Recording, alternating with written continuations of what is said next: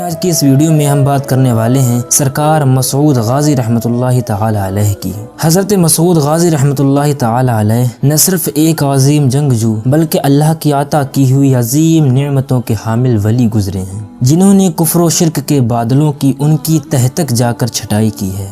ظلم و ستم کرنے والوں سے اور مظلوموں پر ظلم ڈھانے والوں سے آپ نے زندگی بھر جنگ کی ہے، یہاں تک کہ آپ ان سے جنگ کرتے کرتے اللہ کی راہ میں شہید ہوئے۔ اللہ تبارک و تعالی نے آپ کی تلوار کو تو قوت بخشی ہی تھی، ساتھ ہی ساتھ آپ کی زبان میں بھی وہ تاثیر رکھی کہ آپ جو اللہ سے مانگ لیتے اللہ وہ عطا کر دیتا تھا۔ اور اس کی عظیم مثال یہ ہے کہ آپ نے غزنی کے تخت کو ٹھوکر ماری تھی۔ آپ نے امن و امان، عدل و انصاف، اتفاق و اتحاد اور اخوت و بھائی چارگی پیدا کرنے کی خاطر اپنی زندگی کے تمام سکون و چین کو خیر آباد کہہ ڈالا، یہاں تک کہ آپ شہادت کے مرتبے پر فائز ہوئے۔ آپ 21 شعبان المعظم مطابق 15 فروری سن 1015 کو اجمیر شریف میں پیدا ہوئے۔ آپ کے والد سید ساہو سالار غازی اور ماں بی بی ستر معلیٰ نے آپ کا نام مسعود غازی رکھا۔ جب سرکار سید ساہو سالار غازی رحمۃ اللہ علیہ جو مسعود غازی کے والد ہیں، جب ان کی ملاقات قطب المدار سے ہوئی تو قطب المدار نے آپ کے والد کو آپ کی ولادت کی خوشنجری دی تھی اور فرمایا تھا کہ اس بچے کو تو بچہ نہ سمجھنا،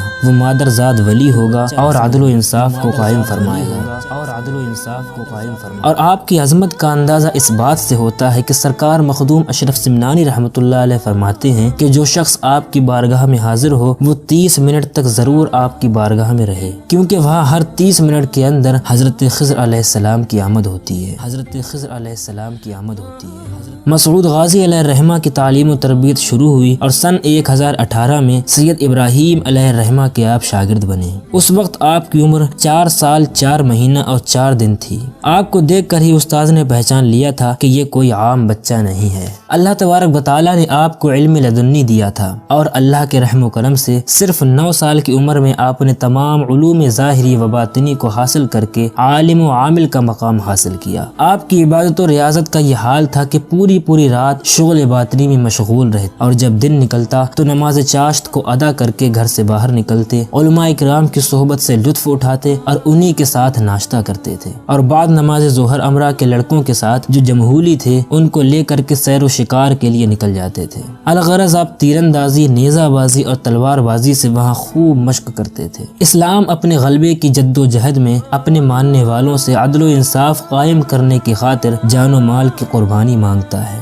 پھر جب فتح ملتی ہے تو جو مال غنیمت ملتا ہے وہ اسلام کے قانون کے مطابق لڑنے والوں میں بٹ جاتا ہے، اور مسعود غازی کو ہندوستان کی 1000 سالہ مسلم تاریخ میں تمام فاتحوں اور جنگجوؤں میں الگ ہی مقام حاصل ہے۔ آپ کو بلند ہمتی و بہادری کی خاص صفت حضرت علی سے ورثہ میں ملی تھی۔ کم عمر ہی میں یعنی 12 سال کی عمر میں آپ سے لوگوں نے حیرت انگیز نمونے دیکھے، اور 14 سال کی عمر میں جو مہمیں انجام ہوئیں وہ خود آپ کی بہادری کی داد دیتی ہیں۔ مسعود غازی کے خلوص و محبت کا اندازہ اس بات سے لگایا جا سکتا ہے کہ ایک مرتبہ آپ کے مقرب نے کہا کہ سردار جس کے پاس 12,000 سوار ہوں وہ بادشاہی کا مستحق ہوتا ہے، اور آپ کے پاس تو 9 لاکھ سوار و پیادے ہیں تو آپ کو تو تخت پر ہونا چاہیے۔ آپ اسے ناقبول کرتے ہوئے کہتے ہیں کہ میں دنیا داری اور بادشاہی کے لیے نہیں نکلا ہوں بلکہ محض ظلم و ستم کو ختم کرنے اور عدل و انصاف کو قائم کرنے نکلا ہوں، اور چاہے اس میں میری جان بھی چلی جائے میرا مقصد بادشاہی نہیں ہے۔ آپ کے اخلاق کا اندازہ اس بات سے ہوتا ہے کہ جو بھی آپ سے ملنے آتا یا دربار میں آتا دامن بھر کر ہی جاتا تھا،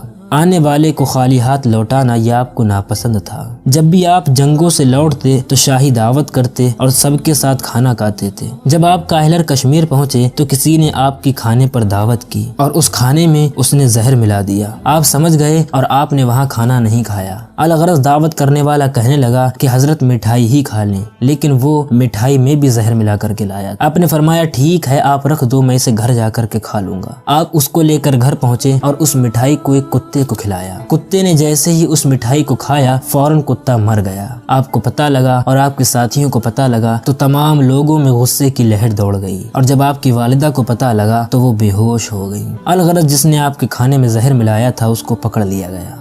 جب سلطان محمود غزنبی نے 409 ہجری میں راجہ اجے پال پر حملہ کیا تو مسعود غازی نے دوبارہ راجہ اجے پال کو اس کا منصب عطا فرمایا تھا۔ مسعود غازی علیہ الرحمہ کی زندگی کی سب سے بڑی جنگ 424 ہجری کی جنگ ہے اور اسی جنگ میں آپ نے شہادت پائی تھی۔ واقعہ کچھ یوں ہے کہ جب آپ بہرائچ تشریف لائے تو وہاں کے راجاؤں کو آپ کا آنا گرا گزرا اور انہوں نے خطبی بھیجے اور کہا یہاں سے نکل جاؤ، لیکن آپ نے اس کو اپنا وطن بنانے اور اس کی خاطر اپنی جان قربان کرنے کا ارادہ کر لیا تھا، اور پھر تمام راجا اکٹھا ہو کر کے حملہ کے لیے آمدہ ہوئے اور ایک عظیم جنگ چھڑی۔ 18 راجا آپ کے خلاف اکٹھے ہوئے اور 75 لاکھ فوج سواروں و پیادوں کو لے کر کے جمع ہوئے۔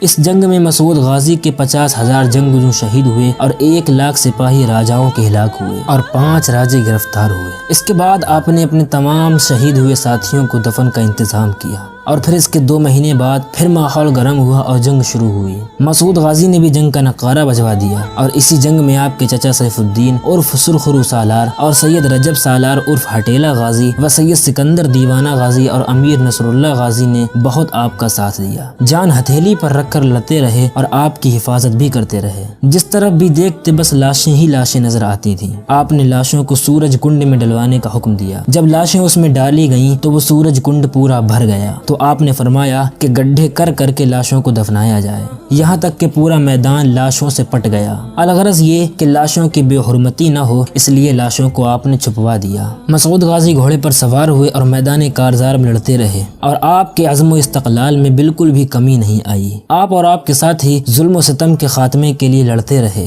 یہاں تک کہ آپ کی فوج میں کمی آ گئی۔ بہت سے آپ کے ساتھی شہید ہو گئے۔ جب آپ کا دستہ کمزور پڑ گیا تو وہاں راجہ سہیل دیو اور دوسرے کئی راجہ اپنے دستے کو لے کر کے آئے اور تیروں کی برسات کر دی اور مسعود غازی کی ڈھال تیروں سے چھلنی ہو گئی اور ایک تیر آ کر کے آپ کے گال پر لگا اور 15 جون سن 1033 یا 34 کو محض 18 یا 19 سال کی عمر میں آپ نے اسی جنگ میں شہادت پائی۔ اور آپ نے اتنی کم عمر میں جتنی جنگیں لڑیں اور جتنی کامیابیاں حاصل کیں، اتنی کامیابیاں لمبی لمبی عمر پانے والے بھی لوگ حاصل نہیں کر پائے۔ اور محض 18 یا 19 سال کی عمر میں انہوں نے پورے ہندوستان کے ہر خطے میں جنگ کی، اور اس کی دلیل یہ ہے کہ اس ملک کے ہر خطے میں آپ کے ساتھیوں کے مزار پائے جاتے ہیں۔ مثلاً قاضی پورہ روڈ پر حضرت عالم شہید کا مزار ہے، یہ آپ کی فوج کے پچھمی ہائی کمان کے کمانڈر تھے۔ بارہ بنکی میں آپ کے والد سید سالار ساہو کا مزار ہے، جنہوں نے اپنی پوری زندگی کو جنگوں میں گزارا۔ کلیر شریف میں حضرت سید ابو صالح کا مزار ہے اور یہ آپ کے مرید تھے اور آپ کے بہترین جنگجو میں سے تھے۔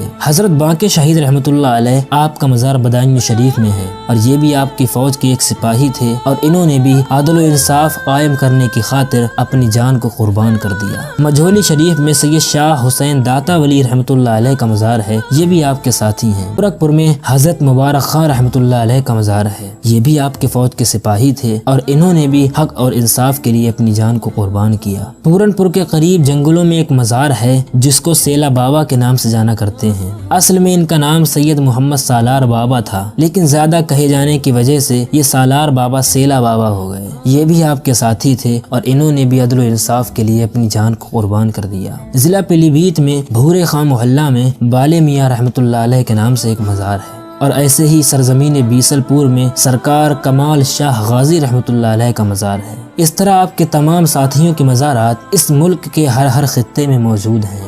ہر خطے میں موجود ہونے کی وجہ یہ ہے کہ یہ جنگ کرتے تھے اور جہاں یہ شہید ہوتے تھے بس وہیں ان کا مزار بنا دیا جاتا تھا۔ اور ایسے سینکڑوں آپ کی جماعت کے جنگجو تھے جو اللہ کے ولی بھی تھے، جنہوں نے عدل و انصاف قائم کرنے کی خاطر اپنی جانوں کو قربان کیا اور اپنے خون سے اس ملک کو سیچ کر کے اس کو عظمتوں کا تاج پہنایا۔